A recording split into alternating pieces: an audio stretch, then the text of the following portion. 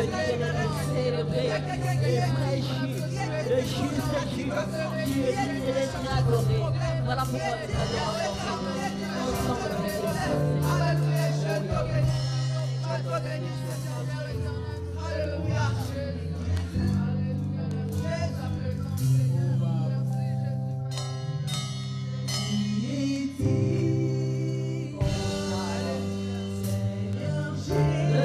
le mérite de toi, Seigneur. Seigneur, cette chanson, c'est notre prière devant toi. Oh Yahweh. Oh Yahweh, reçois l'adoration de ton peuple. Acclamez Dieu, le roi de gloire. Le Seigneur, le Seigneur.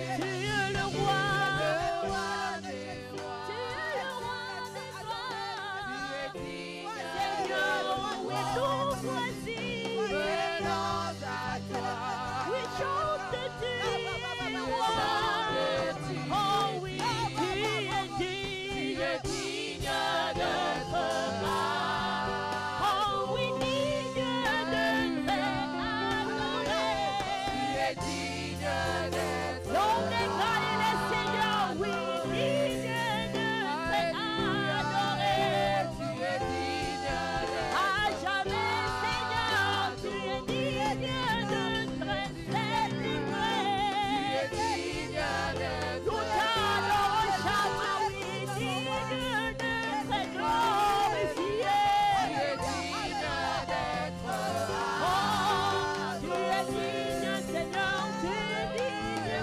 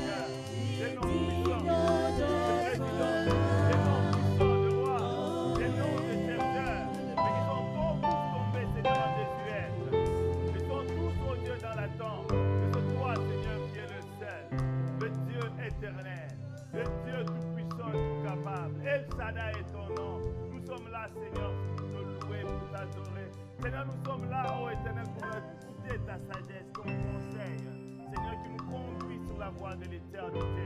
Oh Dieu de gloire, nous t'appelons, cher Saint-Esprit, viens et prends le contrôle de cet instant, oh Dieu. Que l'honneur, la gloire et la louange de ton peuple montent vers toi, le Dieu saint, le Dieu saint, le Dieu trois fois saint, Seigneur. Oh Dieu l'unique et le véritable. Et nous sommes dans le véritable. Bénis, Seigneur, ces instants, Papa, pour la gloire de ton nom. Nous voulons te recommander, oh Dieu de gloire, Seigneur, cette bouche qui va sortir, ô Éternel, la parole sainte et éternelle. Ta lettre tue, mais ton esprit vivifie. Voilà pourquoi nous t'appelons, cher Saint-Esprit, viens et anime-nous, viens et remplis-nous, viens et comble-nous ta grâce, afin que nous puissions sortir ta parole qui est l'esprit, ta parole qui vivifie et ta parole qui donne la paix et la vie. Nous voulons, Seigneur, te recommander toutes les oreilles et les cœurs en ces lieux. Seigneur, que tout cœur soit captif à l'obéissance à ta parole et ta volonté au nom de Jésus-Christ. Et nous voulons bouter d'ici tout esprit de distraction, tout esprit qui ne confesse pas le nom de Jésus. Que nous chassons dans les lieux arides au nom de Jésus. Et que ta gloire, ta grâce nous accompagne et nous comble. Au nom de Jésus-Christ. Amen. Est-ce qu'on peut acclamer tous le Seigneur? Il est digne d'être adoré, digne d'être loué, célébré. Alléluia. Oh, que Dieu vous bénisse la courage. Que Dieu vous bénisse. Que Dieu vous bénisse. Nous vous saluons dans le nom du Seigneur Jésus-Christ bien-aimé. Vous avez choisi la bonne part qui ne vous sera jamais enlevée. Amen. Vous bénisse. Donc nous voulons vous saluez tous qui nous écoutez à partir des médias comme l'avait déjà fait la dirigeante Maman Bibi. Que le Seigneur vous bénisse, vous qui nous suivez de partout par le net. Nous ne pouvons pas citer exactement le nombre de places d'où vous êtes, d'où vous nous suivez. Et le culte à partir de vos maisons n'est pas très différent du culte où nous sommes assis. Si seulement vous êtes attentifs et ne vous laissez pas les téléphones ou la télévision vous déranger. Voilà pourquoi je vous demande de vous installer confortablement, n'est-ce pas, et être attentif à écouter sa parole qui va certainement vous faire du bien ce matin. Amen. Amen. Depuis 3 dimanches, Papa Dieudonné avait commencé un message qui avait beaucoup de sagesse, que j'ai continué le dimanche passé et que je veux, par la grâce de Dieu, terminer ce matin, mais avec un autre angle. Je vous garantis, bien-aimés, que vous allez vous attendre à des Nzondo, pour ceux qui viennent de Kinshasa ou de Rema. Il n'y aura peut-être pas beaucoup de Rema, mais il y a beaucoup de sagesse là-dessus. Voilà pourquoi je te prie, bien-aimé, de suivre attentivement, afin que tu puisses ne pas sentir comme si tu avais été à l'école ou tu as été en train de suivre une classe, parce que c'est un enseignement. Mais l'enseignement de la parole, n'est-ce pas, elle vient pour plusieurs raisons. La Bible dit que toute parole est inspirée de Dieu et utile pour enseigner, pour corriger, pour instruire dans la justice, afin que l'homme de Dieu, n'est-ce pas, quand on dit l'homme de Dieu, la femme est inclue dedans, soit prêt à soit fait et prête à toute bonne œuvre. Et une des parties, n'est-ce pas, du but de l'enseignement de la parole de Dieu, c'est ce que nous faisons aujourd'hui, l'enseignement. Amen. Le titre que je vous propose ce matin, c'est l'impact de nos choix dans la destinée. Amen. L'impact de nos choix dans la destinée. Nous allons lire 3 courts passages qui ne seront que 1 ou 2 versets chacun. Nous commençons par Genèse chapitre 2, 16 et 17. Genèse chapitre 2, 16 et 17. Non, 15 et 16, je pense. 15 à 17. L'Éternel Dieu prit l'homme et le plaça dans le jardin d'Éden pour le cultiver et pour le garder. L'Éternel Dieu donna cet ordre à l'homme: tu pourras manger tous les arbres du fruit du tous les arbres du jardin, mais tu ne mangeras pas l'arbre de la connaissance du bien et du mal, car le jour où tu en mangeras, tu mourras. Amen. Et puis, nous allons lire Deutéronome chapitre 30, verset 15. Deutéronome chapitre 30, verset 15.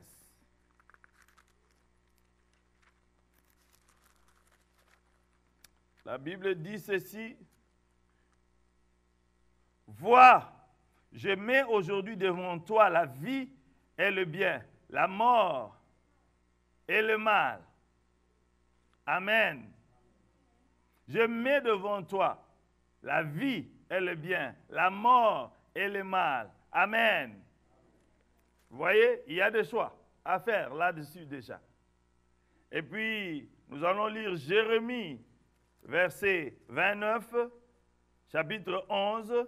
« Car je connais le projet que j'ai formé sur vous, dit l'Éternel. Projet de paix et non de malheur, afin de vous donner un avenir et de l'espérance. » Alléluia. Amen. Bien-aimés, je suis de formation enseignante et j'aime toujours quand je vous parle que vous me donniez le feedback. Sinon, j'aurais comme l'impression que vous ne comprenez pas ce que je dis ou ça ne vous intéresse pas.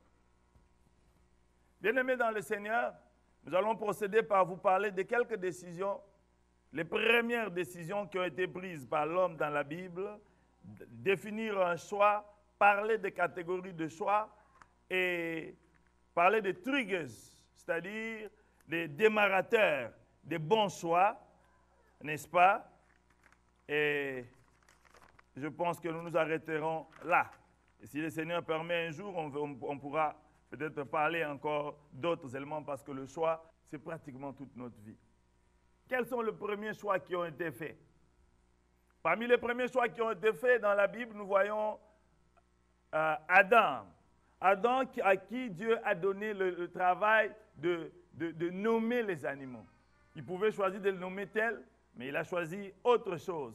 Parmi autres choix, n'est-ce pas, qui ont été faits, je dirais, quand Dieu apporte à Adam celle qui est l'os de ses os, la chair de sa chair, il pouvait dire, j'en veux pas, mais il a choisi de l'accepter. Mais l'un des choix le plus capital qui ont été faits pendant, n'est-ce pas, le temps du commencement, c'est le choix d'accepter l'offre du serpent. Il n'était pas obligé de le prendre. Il n'était pas obligé de l'accepter.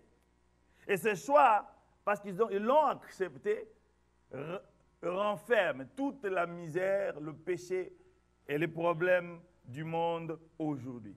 Donc, bien-aimés, j'aimerais vous dire que Dieu nous a doté de la capacité de dire oui ou non. Dieu nous a doté d'une volonté. L'homme, c'est un être volitionnel, comme on dit. Donc, vous pouvez écrire volition. Volitionnel, c'est-à-dire vous avez la capacité de juger, la capacité de dire oui ou non à toute option qui se présente. Alors, c'est quoi la définition de choix? Un choix, c'est un acte qui consiste à décider. Un choix, c'est un acte qui consiste à délibérer. Un choix, c'est un acte qui consiste à porter un jugement sur des options qui se présentent devant vous. Des options qui sont soit bonnes ou mauvaises, ou des options qui sont bonnes, parmi 2 ou 3 ou 4 options qui sont bonnes, du bon au mieux. C'est-à-dire, il peut y avoir des options qui sont bonnes, mais une d'elles est mieux que l'autre. Alors, c'est le choix qui t'aide à naviguer et te retrouver du bon côté. Alléluia. Amen. Apparemment, il n'y a que Papa Elvis dans cette salle. Amen. C'est quoi la destinée?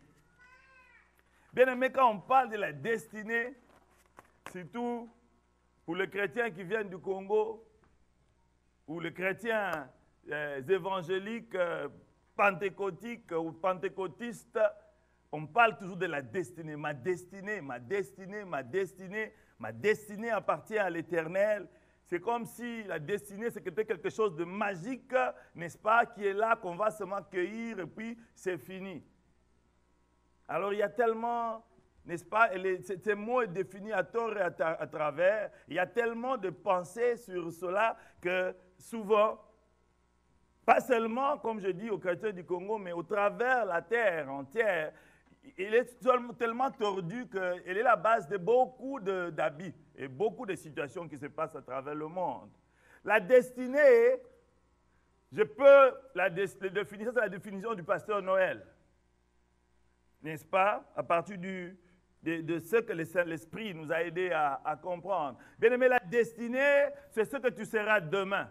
La destinée, c'est ce que tu es appelé à être, c'est-à-dire ton futur, décrété par Dieu, mais qui aussi, dans son processus qui mène vers ce point, toi, l'homme, tu te retrouves comme participant actif, c'est-à-dire constructeur de ta destinée, mais pas la grâce de Dieu. Alléluia. Donc, c'est quoi la destinée? Et ceci, bien aimé, c'est le contrôle de ce qu'on appelle le fatalisme. C'est quoi le fatalisme? Le fatalisme, c'est définir la destinée comme quelque chose Dieu a déjà décrété, n'est-ce pas, qui va arriver dans votre vie, et vous n'êtes que quelqu'un qui subit cela. Et c'est pour ça, bien aimé, qu'il y a tellement d'abus, par exemple dans l'église ou dans le culte islamique, on dit toujours « it was meant to be ». C'est-à-dire, ce qui est arrivé, c'est arrivé, ça, bon, je n'ai rien à faire là-dessus, « it was meant to be ». Donc, moi, je n'ai même pas rien à faire, c'est arrivé, c'est arrivé. Et c'est aussi le départ de ce qu'on appelle, dans le bouddhisme, comme en Inde, la formation des castes. Les castes, c'est une société qui est subdivisée en groupes. Il y a les hommes qui sont les nobles, il y a la classe moyenne, pas comme ça se passe ici aux États-Unis. C'est-à-dire ça, c'est déjà prédéterminé. Que ceux qui sont dans la classe royale, ils resteront dans cette classe, ils ne peuvent pas descendre. Ceux qui sont moyens, ils resteront là, mais il y a ce qu'on appelle en Inde les intouchables, c'est-à-dire ceux-là. Vous voyez, si vous dites à quelqu'un en Afrique intouchable, c'est-à-dire c'est les gens qui sont puissants, n'est-ce pas? Des gens qui sont peut-être au gouvernement ou qui sont riches. Non, les intouchables, c'est des gens qui sont la classe sur laquelle on piétine. C'est-à-dire que ceux-là,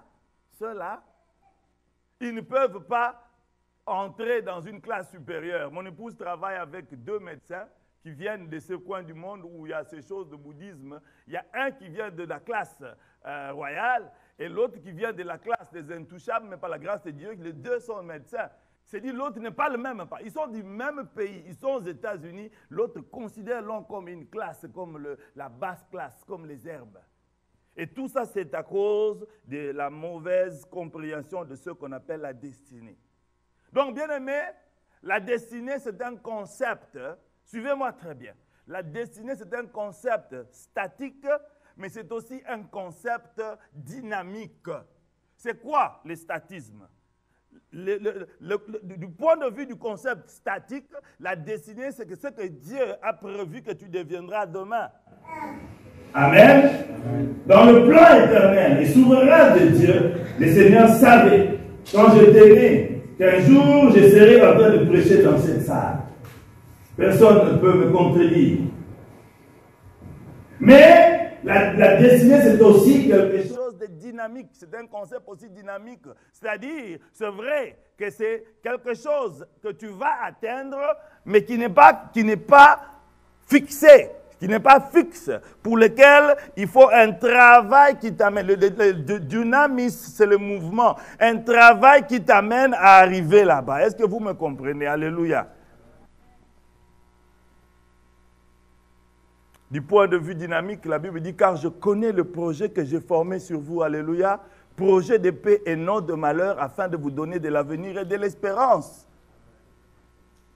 Mais du point de vue statique, Vous verrez dans toute la parole de Dieu, qu'alors que Dieu parlait à son peuple Israël, vous voyez les bénédictions. Si vous faites ceci, oui, vous arriverez à cela. C'est-à-dire, le Seigneur a prévu des bénédictions pour ce peuple, mais s'ils n'accomplissent pas leur part, ils n'arriveront pas à atteindre le but que Dieu leur a accordé. Vous connaissez, le Seigneur avait prévu que les Israélites allaient hériter le territoire qui allait de l'Égypte jusqu'à l'Euphrate. Est-ce qu'Israël est arrivé à l'Euphrate? Pourquoi? Parce qu'ils n'ont pas été obéissants, ils n'ont pas fait leur part et ils n'ont pas atteint leur destinée. Alléluia! Alléluia! Je vous donne un exemple. Vous connaissez un homme brillant, M. Barack Obama. Un enfant né dans un pays où c'était impossible à deux personnes de cette couleur-là d'atteindre le sommet qu'ils ont atteint. Mais dans le plan éternel, souverain de Dieu, Dieu savait qu'ils arrivaient là. Mais du point de vue dynamique, eh bien, ils devraient faire des choix, n'est-ce pas?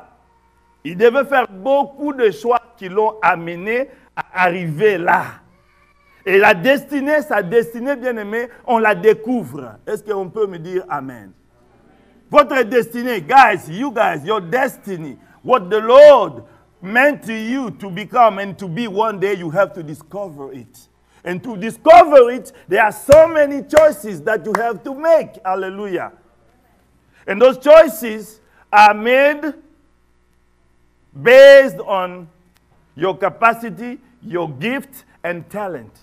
Ces choix se font pour qui t'amènent vers ta destinée. Vous les faites par rapport aux dons, aux talents que Dieu vous a donnés. On peut dire, hey, dès que vous voyez un enfant, comme je vais vous dire une histoire. Un de mes enfants est né, je ne vais pas dire qui. Mon beau-frère regarde l'enfant et dit, aïe, aïe, aïe, aïe, aïe, aïe, mon beau-frère, tu as un problème. Ça, c'est tel membre de ma famille. Il sera comme ça. Et aujourd'hui, quand je vois cet enfant, je peux dire qu'il est comme mon beau-frère avait dit. La Bible même dit, je n'ai pas le verset, qu'à partir du berceau, on peut voir ce que sera un enfant. Est-ce que j'ai menti? Quelqu'un a déjà lu ce verset biblique. Est-ce que j'ai menti? Alléluia. Donc, M. Barack Obama devait faire tout au long de sa vie, n'est-ce pas, plusieurs choix qui devaient le conduire au choix ultime, c'est-à-dire devenir président de la République.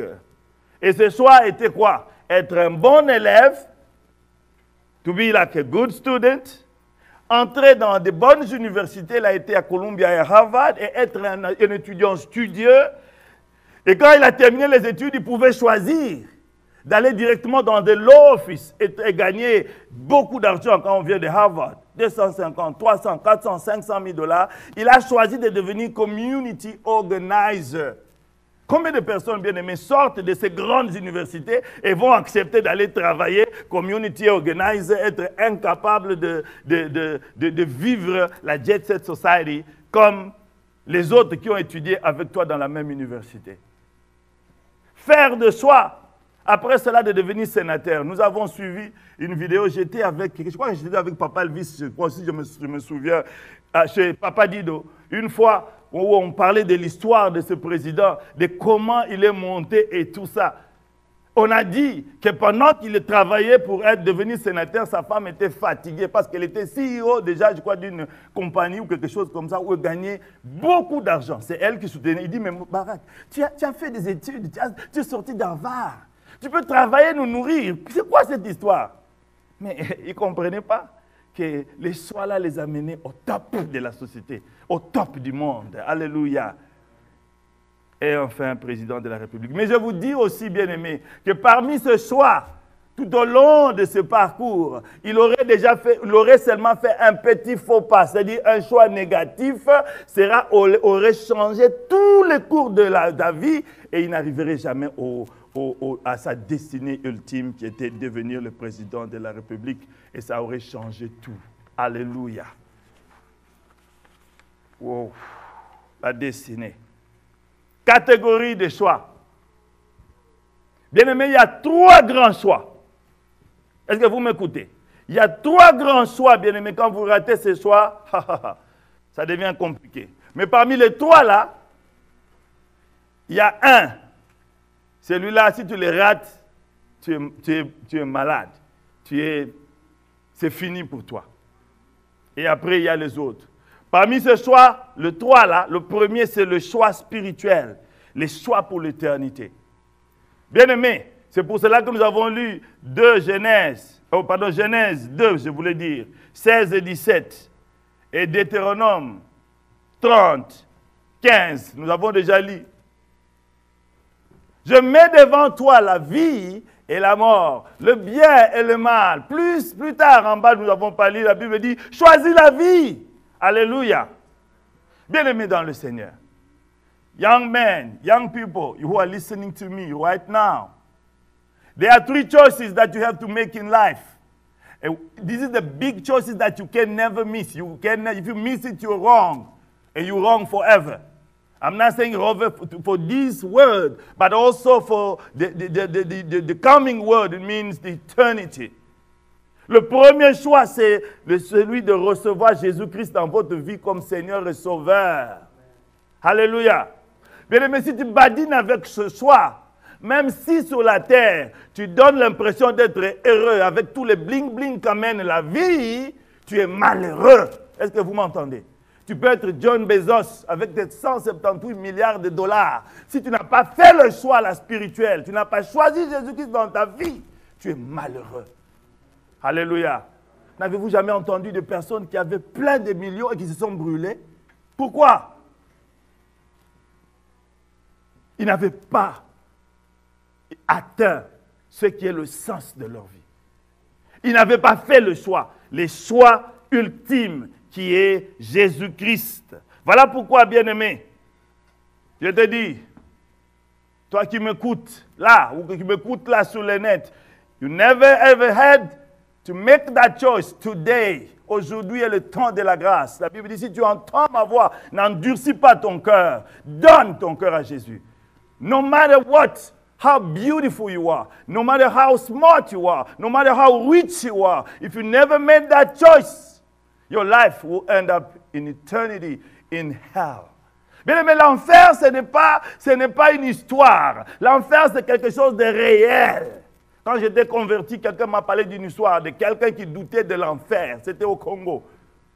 Un frère est allé lui raconter, il dit, reçois le Seigneur, il ne veut pas, reçois le Seigneur, il ne veut pas. La nuit quand il dort, le Seigneur lui a donné, même pas, il ne va pas monter le film, une portion seulement du film de l'enfer.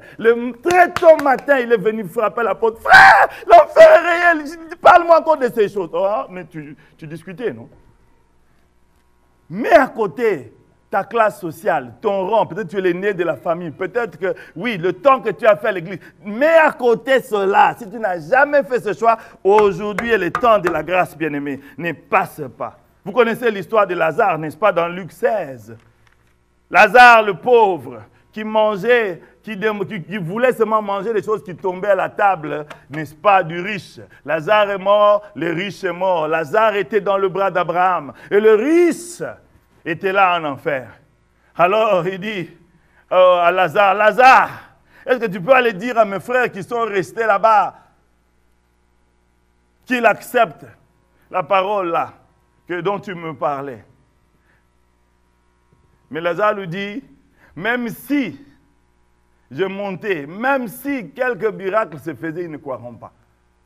Ils ont la loi et les prophètes. La Bible dit dans Hébreu, il est réservé aux hommes de mourir une seule fois, après quoi vient le jugement. Bien aimé, il n'y a pas de purgatoire, qu'on ne vous mente pas. Il n'y a pas une place où quand tu es mort, il y aura une place où, une place, n'est-ce pas, une place de transition où on va laver votre âme. Ça n'existe pas. Il est réservé aux hommes de mourir une seule fois, et après quoi vient le jugement. Alléluia. Aujourd'hui est le temps de la grâce. Si tu ne l'as jamais fait, today, not tomorrow. Come find me.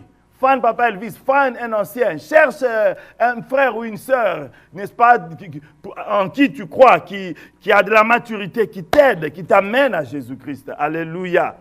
Et c'est chaque choix quand tu l'as fait, bien-aimé, tu peux manquer la nourriture pour un jour. Mais je ne crois même pas que tu manqueras. Parce que la Bible dit quoi? J'ai été jeune, j'ai vieilli, je n'ai jamais vu les justes abandonnés et même pas sa postérité mendiant son pain. Alléluia. le Seigneur prend soin de ses enfants jour après jour. Alléluia. Le deuxième choix, nous n'allons pas faire beaucoup de bruit là-dessus, c'est le choix de celle ou de celui qui va être la personne avec qui tu vivras toute ta vie. Là aussi, vous vous souvenez, pour ceux qui ont lu le livre Les Impondérables, je vais parler des 2 livres du pasteur Roland. Comme je ne fais pas la publicité, mais c'est très bien écrit et vous avez besoin d'avoir ce livre ou de lire ce livre. Les Impondérables du ministère. Bien, mais quand tu as fait un mauvais choix de cette personne qui va être ton compagnon pour la vie, tu as comme quelqu'un qui a un soulier et puis il y a des épines dans ce soulier. Ton ministère est foutu. Ta joie est partie. Tu feras toute ta vie, tu vas devenir intercesseur toute ta vie. Si toi tu es enfant de Dieu, je l'ai déjà dit le dimanche passé, je ne parlerai plus. C'est fini le choix aujourd'hui. Tu vas être comme la sœur Abi. Vous voyez la sœur Abi? Elle avait la joie elle-même, mais il savait que son homme, on l'appelait qui? Rude, insensé. Il a fallu être rasé par David si son serviteur n'était pas là. Bien aimé, si tu fais un mauvais choix, n'est-ce pas, toi qui veux aller dans le ministère. Je sais qu'il y a beaucoup de jeunes ici qui vont être dans le ministère. Si tu fais un mauvais choix de la sœur, elle va t'amener à adorer comme Salomon dans les temples des idoles. Voilà pourquoi, bien aimé, c'est un choix qu'il ne faut pas badiner avec. Tu fais un mauvais choix, tu vas finir par 17 balles au parking de ton travail, tu es parti. Je n'ai pas envie de dire de ces choses parce que c'est la honte pour l'Église. Ces choses devaient se passer au loin, au loin, au loin, au loin. Mais comme frère Patrice chante, j'ai cherché le monde, je l'ai trouvé dans l'Église. Bien aimé, ce choix-là, on ne badine pas avec. Sinon, ta vie terrestre finit par une vie malheureuse. Et qui peut même influencer ta vie éternelle. Et le troisième choix, c'est le choix de la profession. Ça aussi, il ne faut pas jouer avec. Mais vous, si nous, les adultes, on peut avoir des excuses. Peut-être quand on a fait ce choix, nous ne connaissions pas le Seigneur. But you guys, you young people, you don't have any excuse. Because you have parents who are Christian, who can lead you in prayer and show you the way.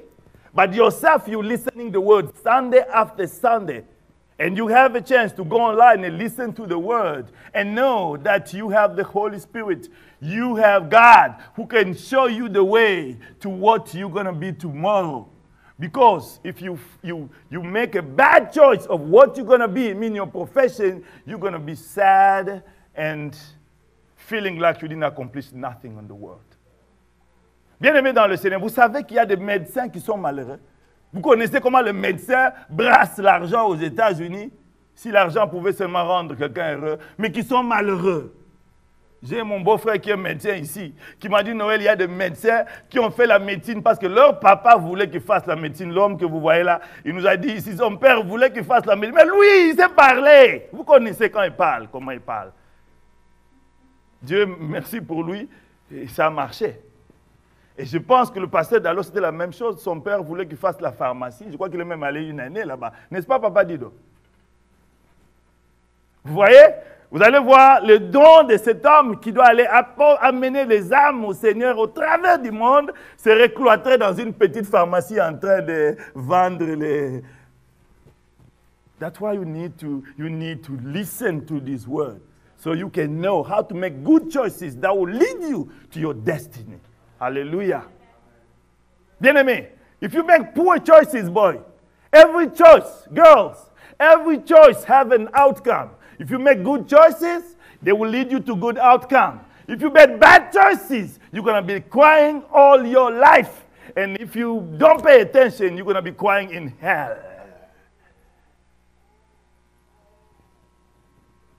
Ça, c'est les 3 grands choix. Mais à côté des 3 grands choix, bien aimés, je vais vous dire que la vie est faite seulement de choix. Chaque matin, quand vous vous réveillez, vous devez vous demander, je dois porter cette chemise ou celle-là. Je dis, c'était le cas. Avant que je ne vienne ici, que je mette une veste, mais je transpire déjà. Donc si j'avais mis la veste, ça serait... Je dois manger, je dois faire ceci. Est-ce que je dois pardonner? Je dois haïr? Je dois monter? Je dois descendre? Dois-je étudier ou aller jouer? Vous voyez tous ces choix-là. Si nous devons parler de ces sujets, on ne finira pas. La vie est faite de choix. Quelqu'un peut dire Amen. Et ces choix, même ces choix, ces petits choix temporels, sont des choix qui sont importants parce qu'ils contribuent à créer notre destinée. Alléluia. Alléluia. Parmi ces choix, je cite quelques-uns. Papa Dido, il vient du centre du pays. Dans ce centre du pays, ils aiment manger ce repas qu'on appelle Mpungana Jesse. Moi, je suis du sud-ouest. Là, nous aimons le Fumbwa. Choisir le Fumbwa ou le Pondu, who cares? Mais quelle quantité tu es en train de manger de ça? Si tu ne fais pas attention, ça peut t'amener au diabetes mellitus, c'est-à-dire à la diabète. Ça peut t'amener aux maladies cardiovasculaires, ça peut amener comme le stroke, le cœur et tout ça, n'est-ce pas? Qui peuvent écourter votre vie et endommager la vie de la famille. Comment tu peux utiliser ton temps? Par exemple, l'emploi de temps. Quelqu'un peut choisir de jouer alors qu'il fallait travailler.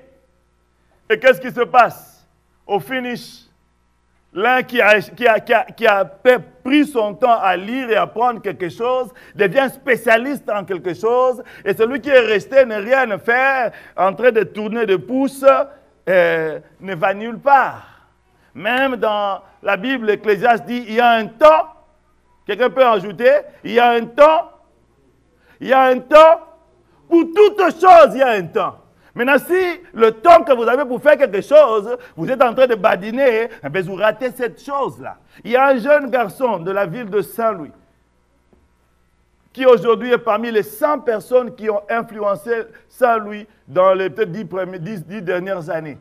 Ce jeune homme a 14 ans. Suivez-moi très bien. Ce jeune homme est né de 2 enfants de 16 ans. Vous comprenez quand vous êtes né déjà des enfants de 16 ans. Ses parents avaient 16 ans et qui se sont certainement battus. Et pour finir, maman est restée single woman. Et de notre peau. Vous comprenez ce que ça veut dire dans ce pays. Ils sont partis, ils vivaient day to day. C'est-à-dire, ils vivaient au jour le jour. Conséquence, c'était la misère, c'était la pauvreté. Le jeune homme s'est dit, non, je ne peux pas rester comme ça. À 14 ans, il est allé quelque part dans une banque pour qu'on lui donne un crédit. On dit, oh, tu n'as même pas l'âge pour ouvrir un compte. C'est quoi ça? Il s'appelle Jalen Bledsoe. Vous pouvez aller en ligne et vérifier. Alors il est allé à Clayton. Il a vu un groupe d'avocats. Il leur a dit, I need a job. On lui a dit, vous venez parler aux avocats. On ne peut pas te donner un travail. Tu n'as pas l'âge pour avoir le travail. Mais il leur a dit la situation, mais moi je dois vivre. On ne peut même pas payer nos loyers, nos billes, que sais-je. Il dit, OK, let's do this. On te donne ces computers, tu vas venir chaque samedi quand nous on n'est pas là, tu les clean, tu ouvres, tu enlèves les fichiers inutiles et tout ça, et puis on te paiera un stipend. Ça dit quelque chose comme éducateur, quelque chose qu'on te fait parce que tu as fait un temps d'apprendre quelque chose d'éducatif. Et au fur et à mesure qu'il travaillait sur ces computers, et quand il a fini, chaque samedi, il a commencé à devote himself to learning how a computer functions. Et aujourd'hui, je vous parle, ce jeune homme a une société qui vend à 150 pays ses produits informatiques. Et il est millionnaire. Et pas seulement qu'il est comme ça, c'est un jeune homme sage. Il ne joue pas avec son argent, il donne des talks à gauche et à droite. Je l'ai suivi sur un programme de T.D. Jakes. Quand j'écoutais la sagesse qui sortait de la bouche d'un jeune homme de 17-18 ans à l'époque, I'm like, wow, I wish I was this wise when I was 14. Boys, parents, vous qui croyez que donner l'électronique à vos enfants pour 24 heures, vous aimez vos enfants, vous les détruisez. They don't have to stay. Are you listening, guys? I know Donnell is like, oh, this guy. I'm sorry, boy. If I don't tell you the truth, then somebody's going to tell you the lie. And you're going to end up in a hood, in a ghetto, so sad. Are you listening? Mes amis, les parents, écoutez. Vos enfants ont la grâce d'avoir des parents qui craignent le Seigneur, qui le connaissent. Et l'amour que vous avez devait vous freiner de donner comme ça des électroniques à vos enfants de 18 heures, de 6 heures à 18 heures pendant le congé. Non, 2 heures seulement. Nous sommes allés chez le médecin, il nous a même dit 1h30. Il a dit à donner le Kenaya. Seulement 1h30. Et même les 1h30 là, de temps en temps, ils doivent faire, comment je dirais, reposer leurs yeux. Vous comprenez les amis, c'est la règle, la New City Fellowship francophone. Je ne vais pas vous dire comment vous devez gérer vos enfants, mais c'est mon rôle. Dieu m'a établi berger sur vous. Si je ne vous dis pas, c'est quelque chose de mauvais. Amen. Oh Lord. Proverbe 6, 10. Dit un peu de sommeil, un peu d'assoupissement et la pauvreté te rattrapera comme un rôdeur. Le choix des amis. Here again, guys, I'm talking to you. You're not supposed to be friend to everybody. Are you listening? Et les parents, que Dieu nous aide à savoir filtrer qui est l'ami de mon fils. Aujourd'hui, l'ami de mon fils, ce n'est pas toujours la personne que vous voyez. C'est peut-être un Chinois, c'est peut-être un Japonais, c'est peut-être un bouddhiste qui va lui apprendre la sorcellerie, le bouddhisme et tout ça. Voilà pourquoi, oh Pouemi, je ne suis pas très fort, priez pour moi, que nous devons maîtriser l'outil informatique pour que nous soyons capables de contrôler ce que nos enfants sont en train de faire. Il y a des enfants qui sont entrés dans la pornographie, dans la magie, dans toutes ces choses. Pourquoi? Parce qu'ils ont rencontré ça en ligne. Les Français disent, dis-moi qui tu es, je te dirai qui tu es. Quelqu'un a dit, dis-moi qui tu fréquentes et je te dirai qui tu vas devenir. Et quelqu'un d'autre a dit, dis-moi de quoi tu t'occupes, je vais te dire de ce que tu seras. 1 Corinthiens 15, verset 33 dit, ne vous y trompez pas, les mauvaises compagnies corrompent les bonnes mœurs.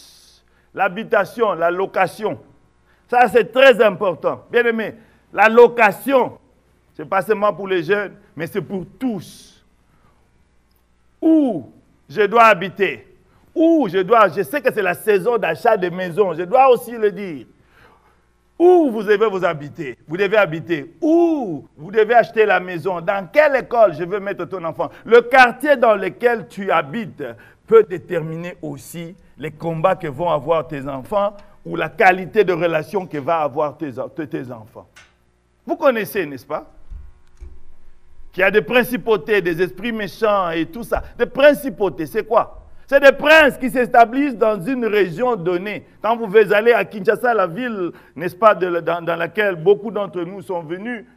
Si vous allez à Matongé, c'est la prostitution. Vous allez à Matete, c'est des gens qui se battent. À Ndjili. À Matete, Ndjili, c'est des gens qui sont terribles dans les fossoyages, faussaires de documents. Bien-aimé, là où tu vas habiter, c'est là où passeront tes enfants la grande partie de leur jeunesse qui va déterminer ce qui seront demain, c'est-à-dire de 5 à 18 ans. Et c'est là où il ira à l'école, qui va aussi faire des amitiés. Ces amitiés qui peuvent déterminer qui il va être. Vous vous souvenez de ce monsieur qu'on appelle Madika Sakabou? Encore dans le livre du pasteur Roland, le dernier. Il parle de lui-même. Et d'un homme qui a aussi changé sa vie. Il s'appelle Kadima Bukasa. Mais il a changé son nom à Madika Sakabou. Cet homme, il a tellement mortifié le pasteur quand il était encore jeune homme. Lui, qui, venant d'une partie du centre, n'est-ce pas, d'une province du centre, où on confond le son en et a, il pouvait dire Copra, au lieu de comprendre, il était encore en 3e primaire. Alors c'était cet homme, l'a mortifié à tel point qu'il est rentré à la maison et qu'il s'est donné, n'est-ce pas, le devoir de commencer à prononcer comme il faut. Et aujourd'hui, il manie la langue de Voltaire, c'est-à-dire le français, comme beaucoup ne le font pas, ce qui lui donne, ou qui lui a donné la capacité d'être un grand orateur. Qui sait? Bien-aimé, Si tu mets ton enfant dans une école, il ne va pas aller apprendre de devenir bully. Ou il va perdre confiance parce que des gens vont commencer à bully sur lui. Ou peut-être qu'il va rencontrer des personnes qui vont l'élever.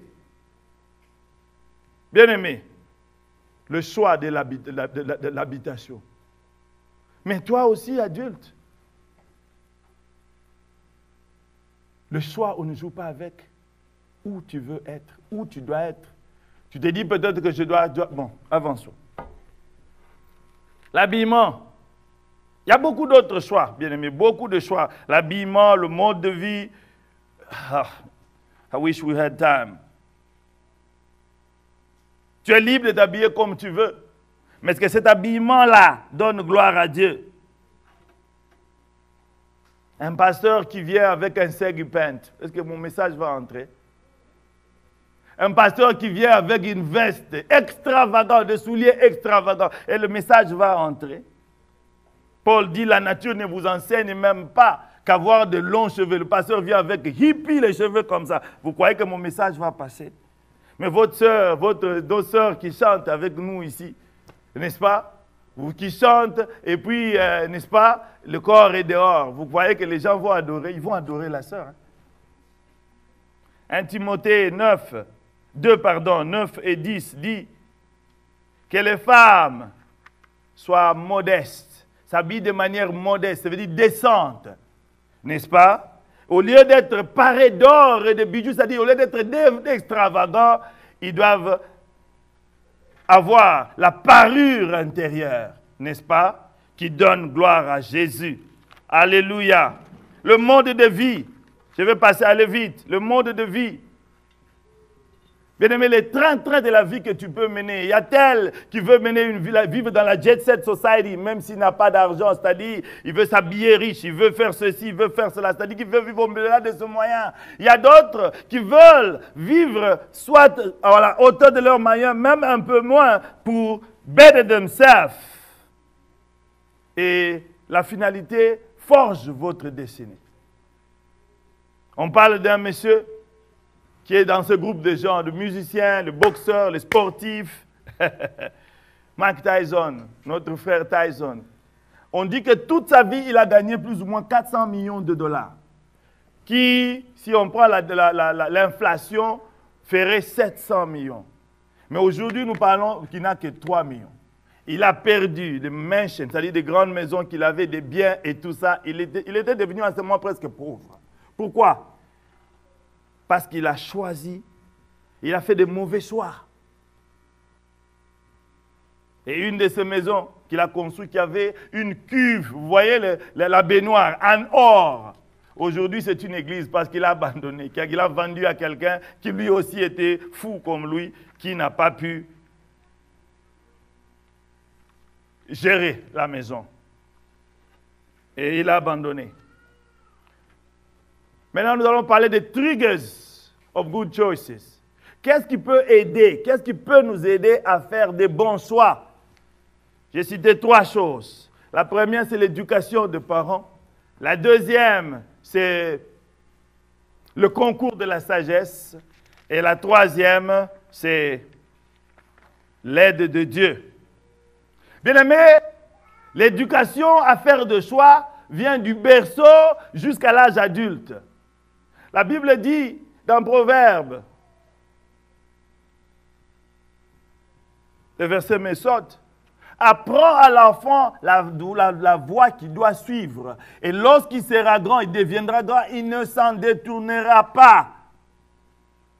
Bien-aimé, l'éducation commence par le berceau. Comment? Si vous ne pouvez pas dire à votre enfant non, c'est fini. Vous créez un monstre.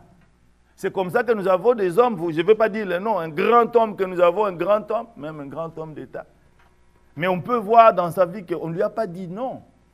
Et quand vous n'avez pas pu faire dire non à votre fils, à votre fille, c'est le reste, c'est la société qui paye l'addition.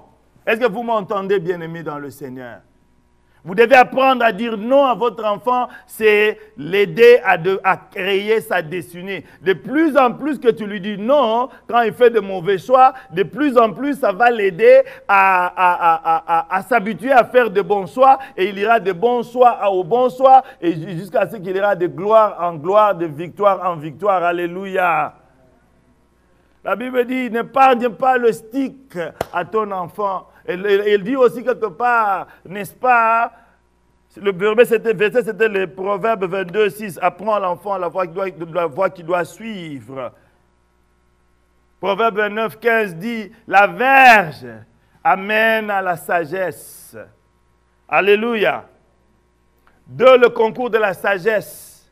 Bien aimé, lorsque nous voulons faire le choix, dans n'importe quelle situation, dans n'importe chaque situation pour nous, pour que nous soyons capables de faire le choix, un bon choix, nous devons être sages. Nous avons besoin du concours de la sagesse. Il y a des choses pour lesquelles vous n'avez pas besoin de faire de jeûne et prière. Mais où vous avez besoin de la sagesse. Quelquefois, quand vous êtes commencé à jeûner, le Seigneur se dit, mais voilà, mais je t'ai donné tout. Tu n'as pas besoin de perdre le temps. Avance, tu es sage, vas-y.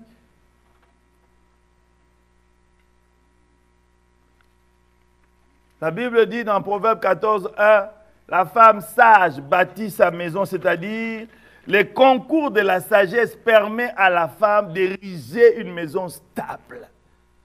Et pour l'homme, ce n'est pas différent. Proverbe 24, 3 dit, c'est par la sagesse qu'une maison s'élève. Et cette maison, ça peut être une entreprise, ça peut être une compagnie, ça peut être une carrière, ça peut être un groupe, ça peut être tes études. C'est par la sagesse qu'une maison se lève. Vous voulez prendre une décision?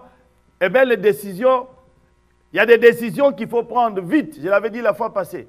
Si tu ne les prends pas, c'est fini. Vous êtes à l'hôpital, il y a une situation pour votre femme, pour votre enfant. Et quelquefois, si vous tergiversez, 15 minutes suffisent. L'enfant est parti. Alors, vous avez besoin du concours de la sagesse pour dire, j'y vais. Mais il y a des décisions, bien aimés, pour lesquelles il faut prendre du temps. Vous devez déménager, partir d'une cité à une autre, partir d'un État vers un autre, partir d'un pays vers un autre. Vous n'avez pas besoin de prendre des décisions par coup de tête. Vous avez besoin du concours de la sagesse et de la réflexion. Est-ce que vous m'entendez, bien aimé?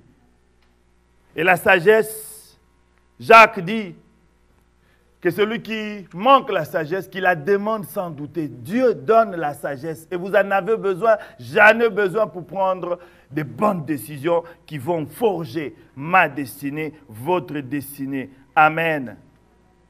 Et la sagesse, bien aimé, nous pouvons l'avoir par la prière, comme on a dit, mais on peut aussi l'avoir par des personnes qui sont des experts dans le domaine. Vous voulez faire la médecine, voyez quelqu'un qui a fait la médecine. Vous voulez faire le droit, voyez quelqu'un qui a fait le droit.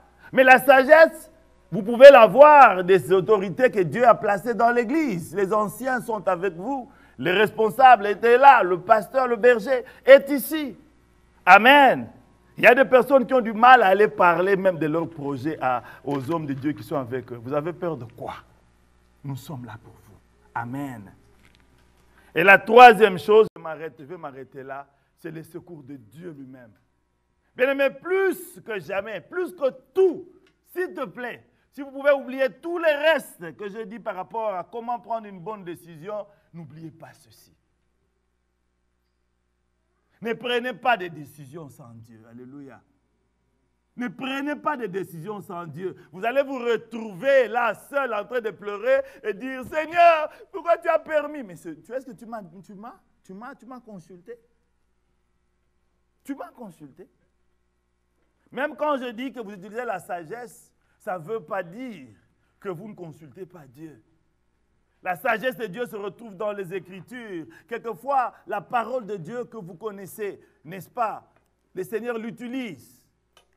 La connaissance de la parole de Dieu, des Écritures saintes, Dieu peut l'utiliser pour vous aider à prendre une décision. Mais surtout la prière, je répète la prière. Ne prenez pas des décisions à la légère, parce que chaque choix que vous faites a une conséquence. Alléluia. Alléluia. Vous voulez avoir une destinée. Papa Manza est en train de me dire, mais Papa Noël, quelle destinée tu me cherches? J'ai déjà 55 ans et plus. Sorry d'avoir dit. You have a destiny to accomplish, brother. Le Seigneur n'a pas encore fini avec toi. Peut-être qu'il a seulement commencé. Alléluia. Tu veux prendre de bonnes décisions qui t'amènent à une bonne destinée. Nous avons déjà expliqué c'était quoi la destinée. Tu as besoin du concours de Dieu. Alléluia. Homme de Dieu, s'il te plaît, monte.